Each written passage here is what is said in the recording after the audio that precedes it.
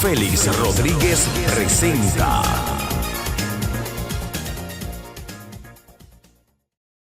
Bien, muy buenas noches, amigos televidentes. Su programa Félix Rodríguez presenta.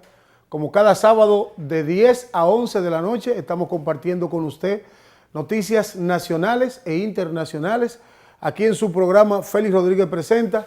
Usted tiene un programa de un espectro amplísimo aquí de política nacional e internacional, de cultura y de deporte, ¿por qué no? Siempre iniciamos nuestro paso con deporte porque entendemos que el deporte es fundamental para el desarrollo de los seres humanos.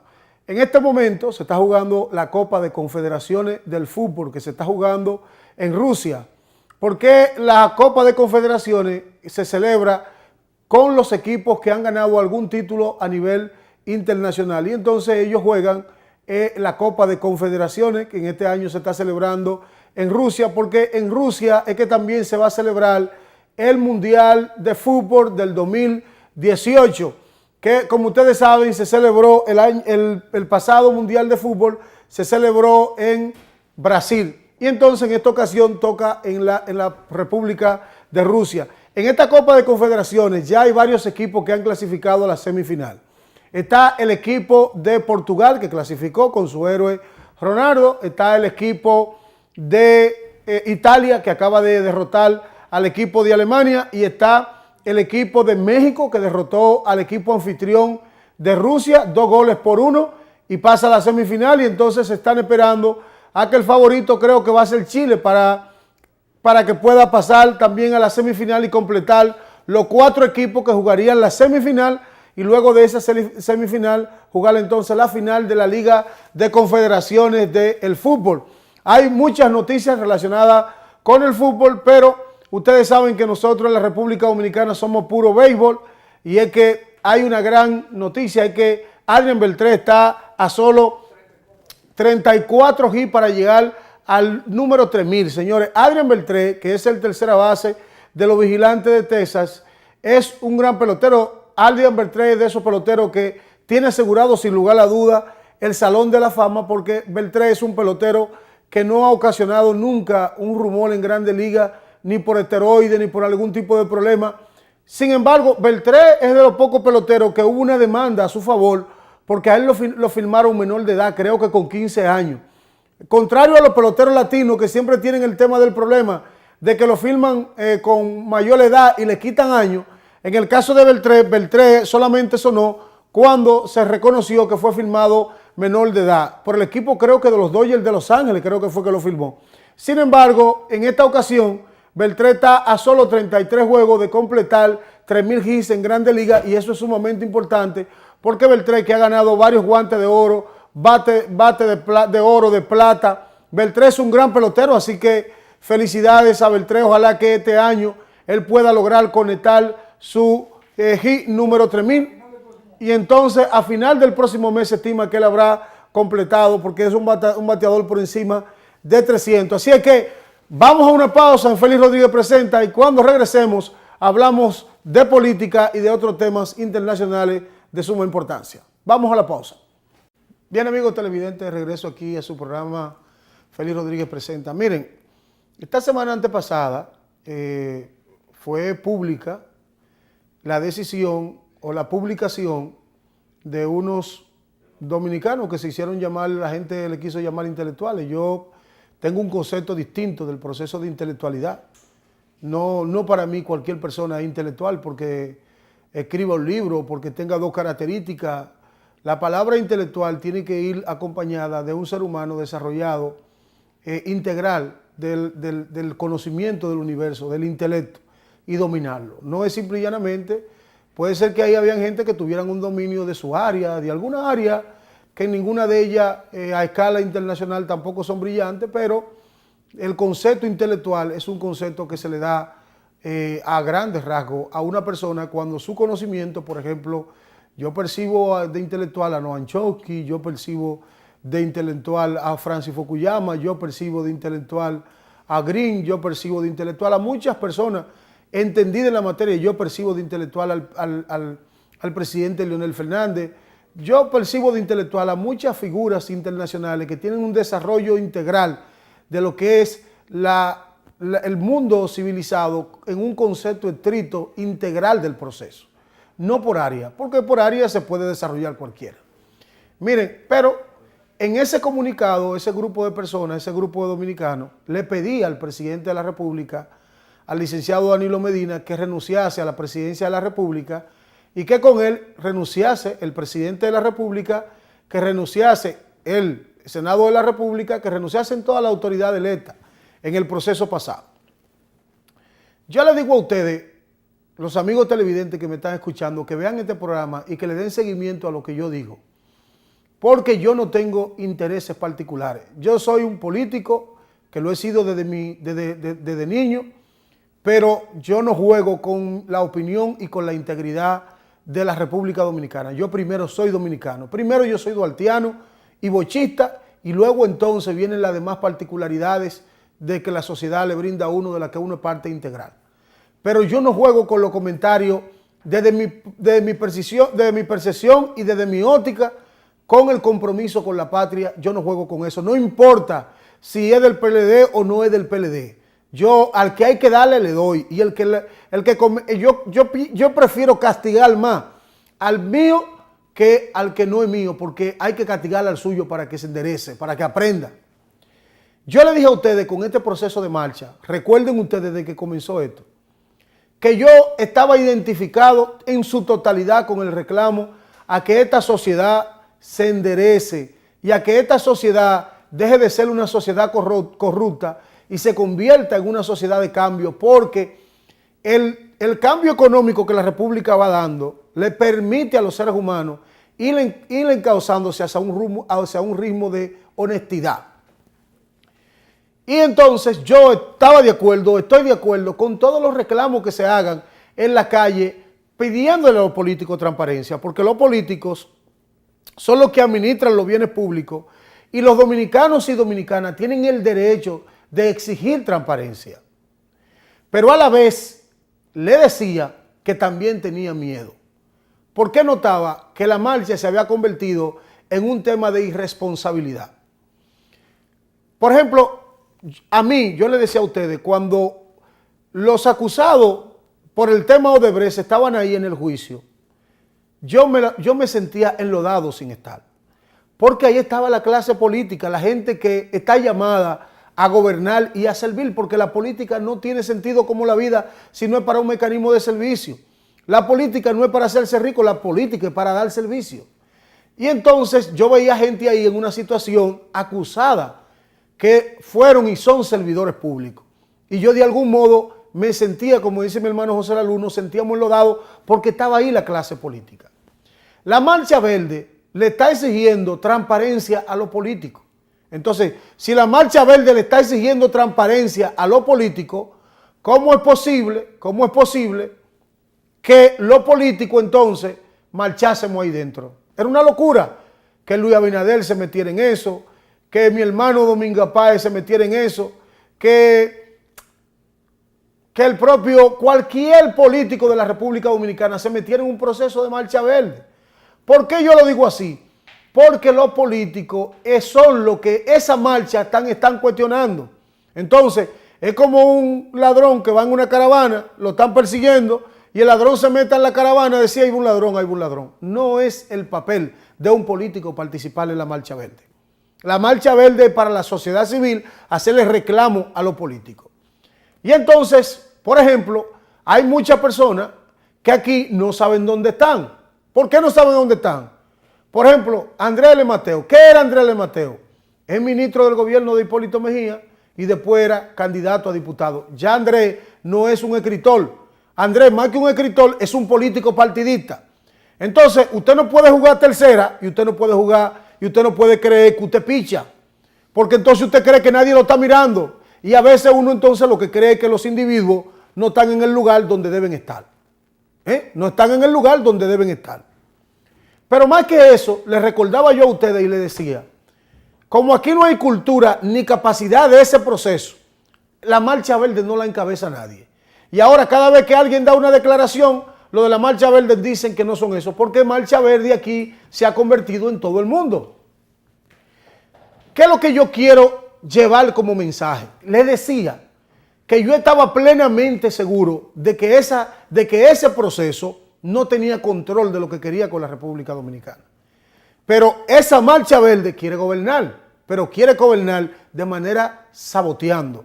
Y lo que tiene que hacer, simple y puramente, es formar un partido político.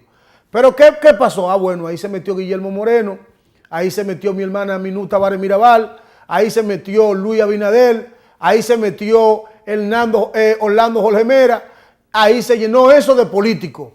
Entonces ahí no se sabe quién es sociedad civil en reclamo de transparencia y quién es político. Y entonces político cuestionando a político. Pero entonces no políticos exitosos, políticos que vienen de perder proceso, porque son políticos que vienen de perder proceso. Entonces vienen y aparecen con esa charlatanería de pedirle la renuncia a todo el que ganó las elecciones en el proceso pasado, participando ellos y perdiendo también. Ustedes se imaginan la República Dominicana, que tiene 10 años creciendo económicamente de manera sostenible, con un petróleo internacional que le está favoreciendo a una economía a que mejore, con un presidente que independientemente de lo que usted crea o del partido que usted sea, es un hombre comprometido con trabajo. Danilo Medina es un hombre comprometido con trabajo. Usted se imagina aquí una crisis parecida a la de Venezuela porque a alguien se le antojó, porque alguien no quiere que la justicia haga su rol como tal, porque entienden que los jueces que están hay que cambiarlos, pero cuando el juez que tuvo hizo la cosa incorrecta, tampoco se le llama la atención. ¿Ustedes creen que este país se merece que el pueblo dominicano, igual que el venezolano, no salga de la calle, que los supermercados tengan condiciones de no tener alimento, que la crisis política nos arrastre sin necesidad, pidiendo que renuncie el Estado y que organicemos elecciones en un año? ¿Ustedes creen que la van a organizar en un año? ¿Que el Estado va a renunciar y que ellos tienen la capacidad de organizar elecciones en un año? Óigame, se quedan en el poder. Se quedan en el gobierno.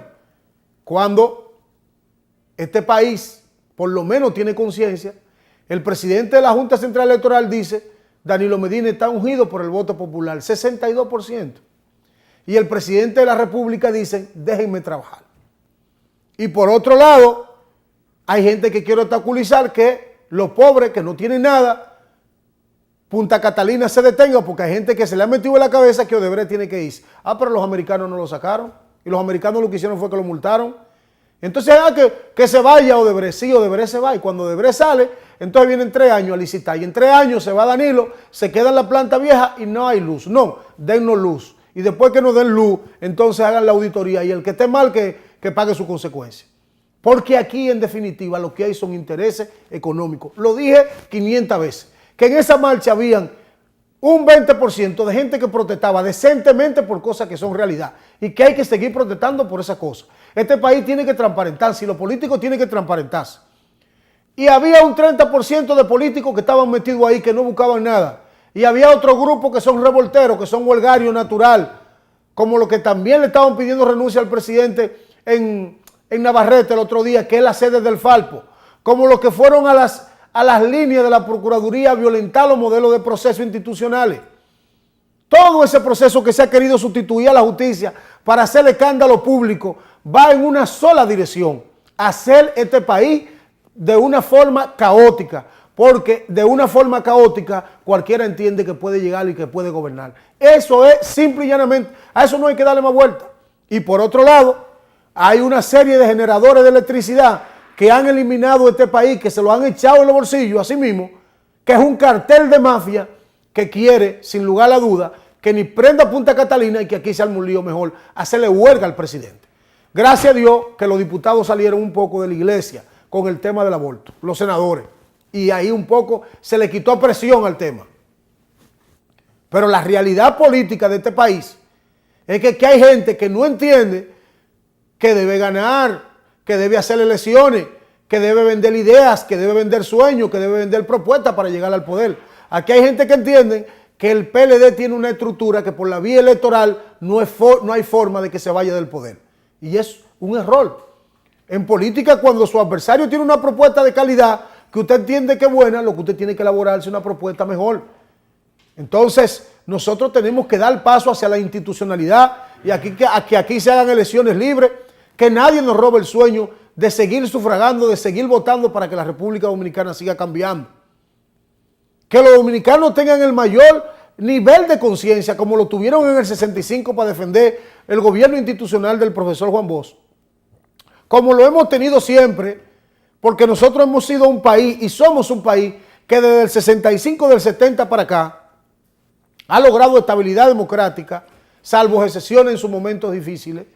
Nosotros no podemos perder el clima democrático ni el clima institucional, porque nosotros no nos podemos dar el lujo de que los dominicanos y dominicanas anden como los sirios, por ahí que no saben a dónde van, y mucho menos como los hermanos venezolanos, o como los hermanos haitianos que no han tenido un clima de democracia y de transparencia nunca. Y aquí hay gente que apuesta al desorden como forma de que después de una revuelta aquí esto se puede enderezar. No, esto tiene que enderezarse con educación, esto tiene que enderezarse con institucionalidad y tiene que enderezarse con transparencia. El sueño de este país, de hacer un país democrático, libre, fuerte y soberano, tiene que estar enmarcado en cada niño que nace, en cada mujer que crece y en cada anciano que ha dado lo que ha dado por nuestra patria y por sus esfuerzos. Aquí no pueden 2 o 3 interesados sabotear un país como el nuestro porque le interesa de que combatir corrupción o combatir qué. Aquí nadie tiene que hacer justicia ni nadie tiene que combatir corrupción. Las leyes de la República Dominicana están bien claras en quién debe perseguir la corrupción y quién tiene que generar transparencia. Nosotros tenemos un sistema de jueces, nosotros tenemos un sistema de justicia, mal que bien, nosotros tenemos también un poder ejecutivo y un Congreso que tienen que legislar para que cada peso dominicano tenga su destino y sea bien contado y sea bien invertido. Y cuando esto no suceda, entonces tienen que pagar la consecuencia a quienes lo cometen, pero de forma institucional, no de forma inadecuada ni de forma violenta. Vamos a una pausa y cuando regresemos hablamos de otro tema de sumo interés. Bien, amigos televidentes, de regreso aquí en su programa Félix Rodríguez Presenta. Miren, el lunes pasado el expresidente de la República, Leonel Fernández, publicó un artículo de periódico sobre la nueva ley electoral que se debate en el Congreso en una comisión bicameral del Senado de la República y la Cámara de Diputados. Desde el 2012 aquí se viene buscando una ley electoral. Miren, el voto, porque hay gente que tiene ese problema, que no hace un proceso. El voto, el sufragio, como se le conoce, no es de los partidos políticos. El sufragio es de la iglesia. En Roma, en el proceso de Julio César, el emperador tenía 2 características. Era el de Santo Padre, que era el tema de característica religiosa, y el de emperador. Y entonces, Julio César, el emperador romano, muere y entonces viene Octavio, que es un nombre porque Octavio era sobrino de César, porque era hijo de una hermana de César, y César no tuvo hijo varón. César tuvo un hijo varón que le llamaron Cesarión y Julia, pero Cesarión era hijo de Cleopatra y entonces no podía ser emperador, y entonces Octavio lo eliminó. Eso es lo que se dice.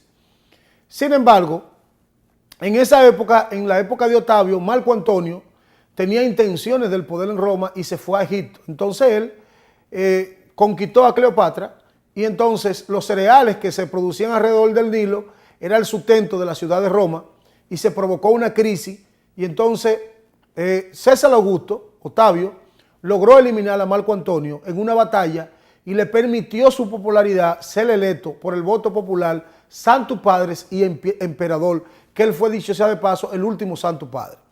Desde ahí se comienza un proceso en que el sufragio universal, los partidos políticos fueron adoptándolo en la medida que el tiempo pasaba. En la medida en que la revolución industrial avanzó en 1836, se constituye el primer partido conservador tal y como lo conocemos hoy en Inglaterra, y de ahí en adelante, independientemente de que Inglaterra tenga una democracia parlamentaria, se ejerce el voto del sufragio alrededor de las elecciones y de los partidos políticos.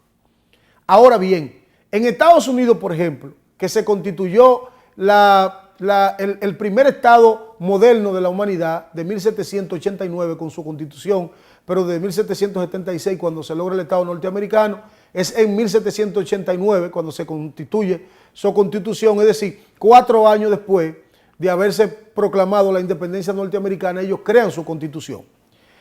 se instituye el sufragio, pero el sufragio se instituye para aquellas personas que tenían un mayor nivel de acre de tierra. O sea, un simple hombre que no tuviera propiedad no podía ejercer el sufragio porque se entendía que podía ser sujeto de compra, de conciencia, y por lo tanto no tenía el derecho al sufragio electoral. Pero en los países como los nuestros y en los países desarrollados, en la medida en que los partidos políticos se fortalecen y se crean, los partidos políticos entonces constituyen ideología. Porque en el nacimiento ideológico de los partidos nacen, las ideologías nacen con el fenómeno que se da de la Revolución Francesa. En la Revolución Francesa, en la toma de la Bastida, que fue la gran revolución de la francesa, se constituyen dos grupos, que creo que eran los jacobinos y los gerondinos. Unos se sentaban a la derecha y unos se sentaban a la izquierda. Los que tenían posiciones radicales se sentaban a la izquierda y los que tenían posiciones moderadas se sentaban a la derecha. Y entonces los que tenían posiciones radicales se les dio concesión de izquierda y los que tenían posiciones moderadas se les dio concesión de derecha.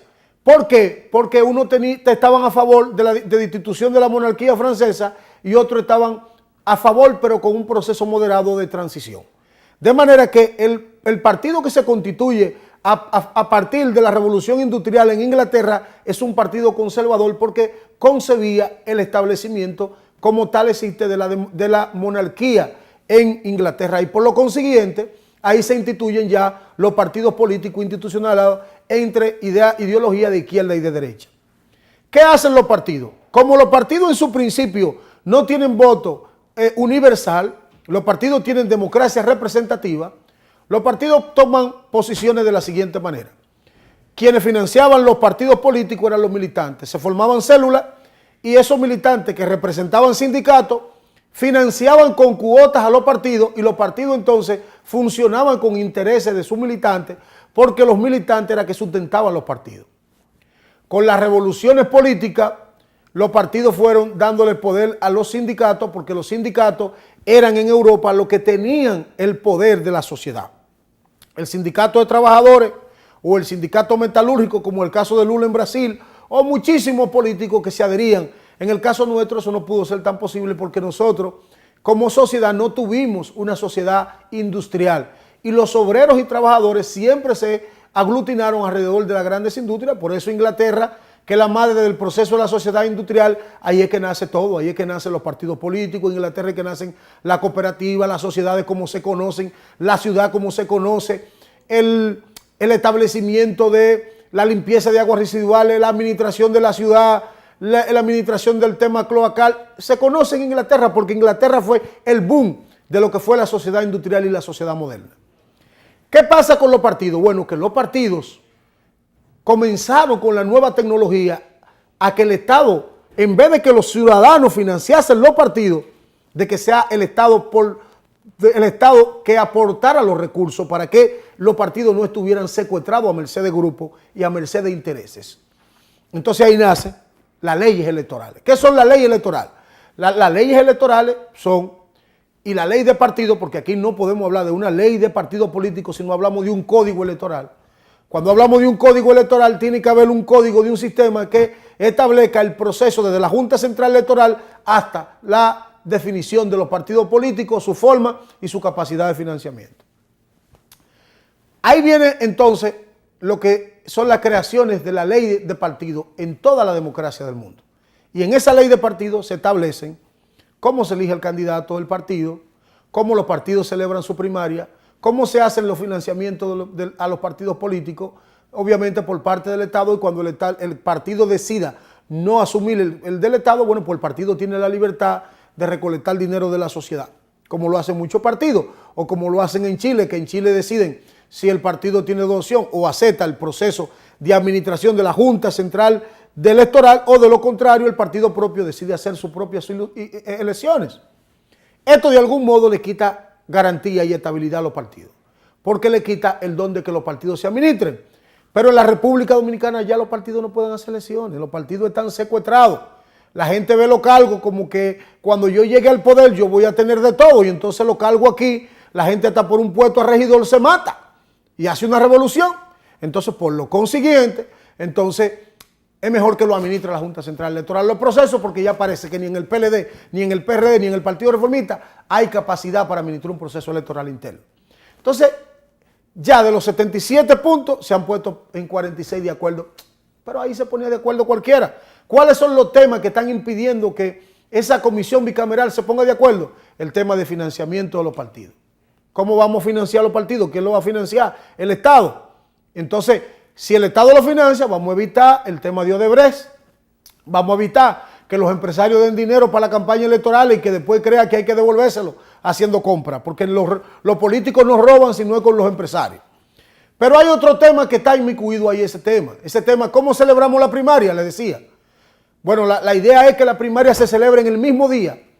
Todos los partidos celebren la primaria el mismo día para que un PLDista no pueda votar en la convención del PRD y un PRDista no pueda votar en la convención del Partido Reformista y un PRMista no pueda votar en la convención del PLD. Sino que el que de un partido vote ese día por el propio partido y entonces se eligen los candidatos ese día. O sea, que las elecciones primarias sean ese mismo día. El otro tema que está ahí en el tapete es el tema de que aquí, señores, el que quiere tener par de pesos forma un partido político y se lo legaliza. Porque nada más necesita el 1%. Nada más necesita el 1% de firma. Y resulta que recoger la firma es fácil, porque yo, que soy de un partido cualquiera, pasa a una gente que anda recogiendo firmas, le doy una firma. Bueno, pero así, con el cuento y con el cuento, tenemos casi 20 organizaciones políticas que no sacan el 1%. Y cada vez que fulano va a ganar elecciones, se engancha ahí, hay que darle un ministerio.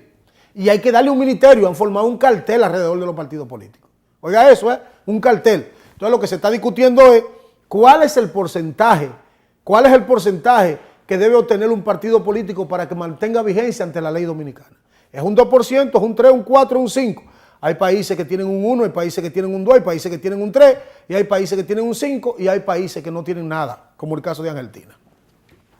Entonces, hay otros temas que los partidos tienen que decidir lo fundamental. Ahí está el tema de la cuota femenina, ahí está el tema de cuántas mujeres deben participar. Es un tema peligroso, porque la Constitución y la ley electoral actual le asigna un 33%. Hay gente que quiere un 50%, pero hay mucha gente que se está volviendo loco, porque el tema es que la mujer no participa. Entonces después hay que buscar mujeres que están en su casa sentadas, que no son políticas, para darle cargo. Entonces los políticos hacen negocio con el hombre, porque hay que llevar una cuota de mujer. Entonces ponen la mujer, y la mujer de que llega al cargo, hay problema entre el hombre y la mujer, porque la mujer no quiere renunciar. Eso que yo estoy diciendo no es cuento. Ricardo Jacobo en el Seibo, él no podía ser candidato, porque él no tenía el tiempo, pero él era el líder del Seibo, porque él metió el INEPRE en el Seibo. Bueno, Ricardo, que es mi amigo, también ganó, porque este es un tipo muy carismático. Pero entonces, como Ricardo no podía ir, entonces se lo dieron a la suegra, para que la suegra sea candidata a senadora, y obviamente que la suegra no iba a hacer campaña, el que iba a hacer campaña era Ricardo Jacobo, mi hermano. Bueno, pues ganó Ricardo Jacobo, pero la senadora era la suegra. ¿Qué pasó después? Bueno, que cuando la suegra se sentó allí en el Senado, le pasó igual como Balaguer, que Balaguer siempre decía, si usted quiere conocer a Juanito, dele un carguito. Entonces la doña no quería irse de ahí, del cargo, quería reelegirse. Entonces, eso es lo que trae el problema. A la mujer hay que darle un espacio, porque en España el presidente decide eso. Yo recuerdo que cuando Rodríguez Zapatero llegó, él nombró 50% ministro mujer y 50% ministro hombre. Lo que los hombres tienen que tener una concepción clara de lo que representa a la mujer en la sociedad. Y en las elecciones darle su porcentaje adecuado, el 33%, pero incentivarla a participar. Todavía este país no está preparado para darle 50-50% a la mujer. 50 senadoras y 50 senadores, todavía no está preparado para eso. Entonces, nosotros hemos tenido una gran debilidad como democracia. Y es que nosotros, como país improvisado, hacemos las cosas cuando ya es tarde.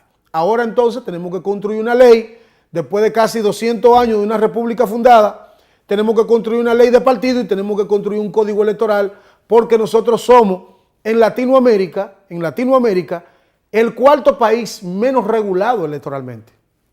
Menos regulado. Nosotros tenemos una constitución prestigiosa, la del 2010, pero a nosotros nos hace falta construir un código electoral de calidad. Y los partidos y los líderes tienen que tener la voluntad de que este bandidaje, de que este compro de votos y este compro de conciencia y este repartimiento y este salvajismo en la política no puede seguir, porque los políticos están en un desprestigio, porque le han dejado la brecha a que sigan siendo una clase que, independientemente de que administre el poder, la gente no lo vea bien. Vamos a una pausa y entonces regresamos. Bien, amigos televidentes, aquí de regreso. Miren, una de las razones que nosotros tenemos muchas debilidades en cómo manejamos los temas es que nosotros como sociedad no definimos hacia dónde nosotros vamos y cómo nosotros estamos ubicados. ¿Qué es la República Dominicana? ¿Dónde está? ¿Qué representa?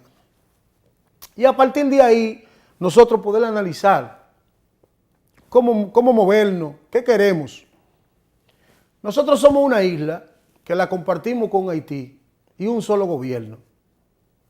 Porque Haití, Juan Bosch lo definió como un conglomerado de personas. Todavía Haití no ha logrado constituir una clase política ni un Estado libremente comercial que le permita estabilidad política. Por eso está invadido por la MINUSTAH, que va a salir próximamente en noviembre, y ojalá que Jovenel Moisés pueda, igual que René Preval, igual que Martelly, terminar su periodo adecuadamente en un país que cuando no tiene fuerza militar interventora no opera con institucionalidad. Y entonces nosotros, por más esfuerzo que hagamos, no podremos eliminar la pobreza, mejorarla, porque la compartimos con Haití.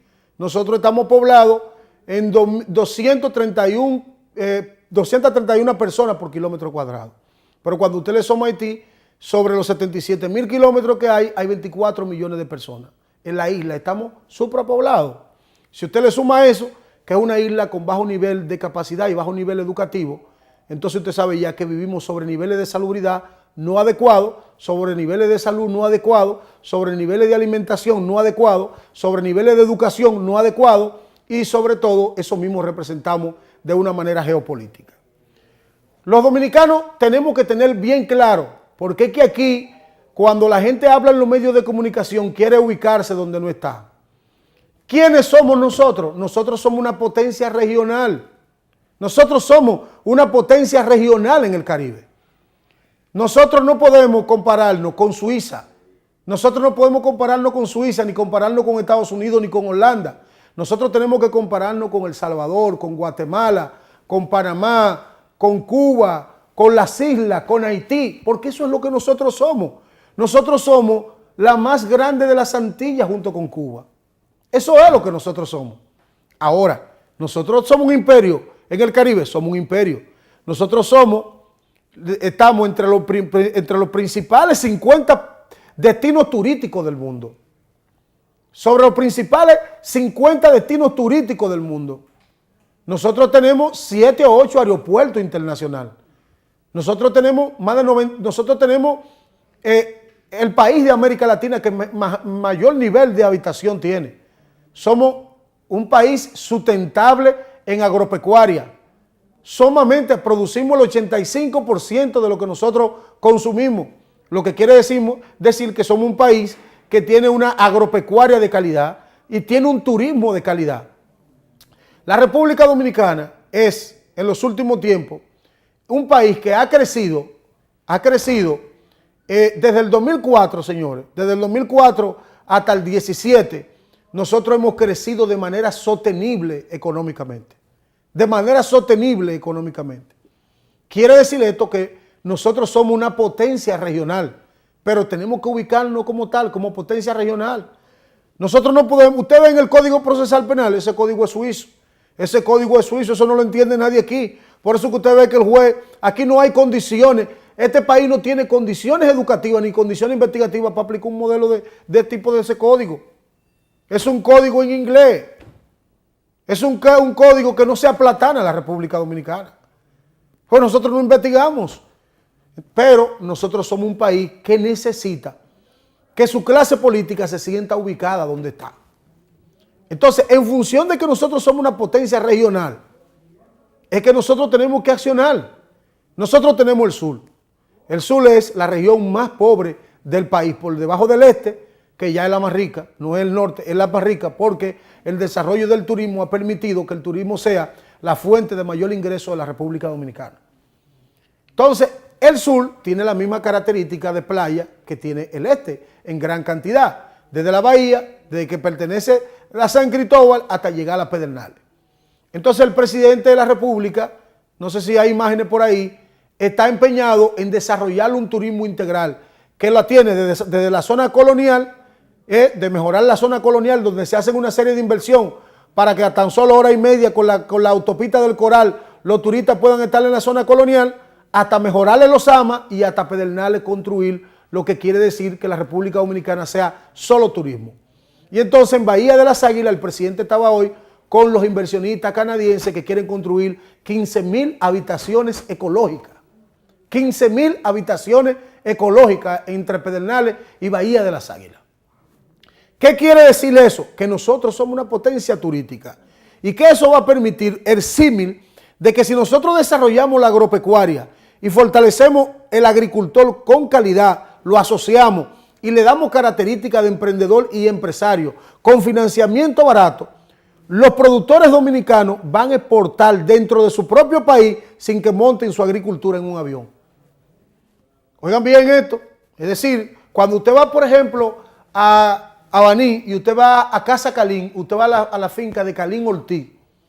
Calín Ortiz, en su tierra, él produce agricultura y su agricultura, los plátanos vienen a los supermercados que usted lo consume, pero la rabiza, él la pela y la convierte en mangú. Y ese mangú precocido entonces lo lleva a los hoteles, del este del país y a los hoteles turísticos. ¿Qué sucede con eso? Que Calín, sin tener que tomar un avión y pagarle un vuelo, simple y llanamente en un camión, él está vendiendo en dólares en el territorio dominicano. Y eso es lo que se quiere con los pequeños productores, de que puedan producir y vender dentro de su propio territorio. Y eso es lo que se quiere también con mejorar la ganadería y convertir la ganadería dominicana fuera de una serie de enfermedades que son traspasables al hombre, como son la tuberculosis y como es la virosis. Modificar esa actitud en genética en la vaca con el tema de salud para que la gente beba leche de calidad. Y también entonces puede exportar dentro de su propio territorio. Y eso mismo es lo que se ha buscado en el término real con el tema de las queserías.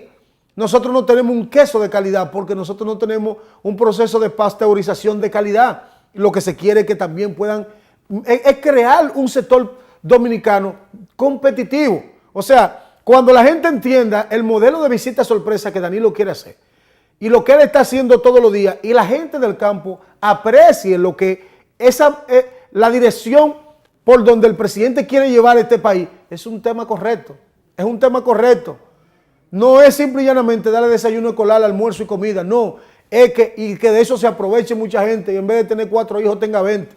No, lo que se quiere es hacer un modelo de que nosotros podamos tener una juventud desarrollada técnicamente y y de manera profesional, de manera que como país nosotros podamos seguir siendo una potencia regional.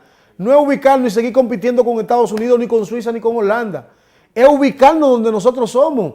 Nosotros tenemos un acuerdo comercial con Centroamérica. Ustedes saben cuál es la balanza comercial de ese acuerdo, es 80-20. Y lo que nosotros tenemos es que mejorar ese 80-20. Que los jóvenes dominicanos se les metan en la cabeza que pueden producir en el país y puedan exportar a Costa Rica, porque ellos no invaden con su leche de pino. Que puedan exportar a Panamá, que puedan exportar a Guatemala, a El Salvador, a las islas que están ahí mismo, a Bahamas, Suriname, a todas las que están cerca. De eso es lo que se trata, de que nosotros podamos ser una sociedad, un país competitivo y que podamos competir con nuestros iguales en el Caribe. No es seguir pretendiendo. Nosotros estamos produciendo el mejor café del mundo y estamos produciendo el mejor cacao orgánico del mundo. Bueno, en el cacao somos líder. En el aguacate somos segundo líder internacionalmente. Entonces, esos que son productos de futuro, a eso es que nosotros tenemos que aspirar, no es a producir en grande cantidad. Nosotros como isla lo que tenemos que producir bienes exóticos, fruta, mango, Baní, que es la capital del mango, que tiene un mango excelente, que exporta 22 millones de dólares por todo el año pasado, la capital del mango. No es que Baní tenga todos los mangos sembrados, Baní tiene una gran cantidad, que el cacao también, que es un fruto de futuro, que tiene un fruto increíble el tema del cacao, sobre todo el cacao orgánico, que los alemanes están certificando fincas para comprarlo. De manera tal que la vuelta a que nosotros hagamos el símil entre turismo y lo potencial de la agricultura exótica es un reto que como dominicanos y dominicanas nosotros lo tenemos.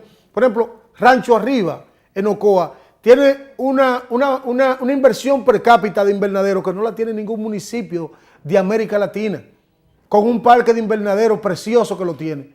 Entonces, nosotros como sociedad y como país, a eso es que tenemos que seguir apostando, a ubicarnos en que somos una potencia regional y que como potencia regional tenemos que producir para los que viven en la isla, producir para venderle a Haití, producir para venderle a los turismos y para producir, para reducir la balanza comercial, cambiar la vida de los dominicanos y dominicanos para que tengan una vida próspera y una vida más tranquila y feliz. Así es que muchas gracias por compartir estos comentarios con ustedes y será hasta el próximo sábado cuando Félix Rodríguez de nuevo esté aquí en Félix Rodríguez Presenta.